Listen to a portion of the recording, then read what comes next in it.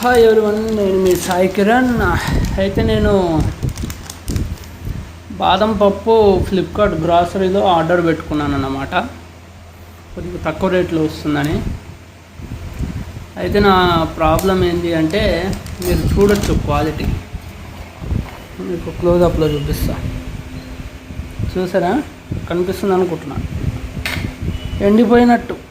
ఎండిపోయినాయండి చాలా. నిన్న కూడా నానబెట్టిన ఏవో కొన్నట్లుంటాయన్నా కానీ ఇప్పుడు చూస్తుంటే అర్థమవుతుంది అస్సలు బాగాలేదు క్వాలిటీ.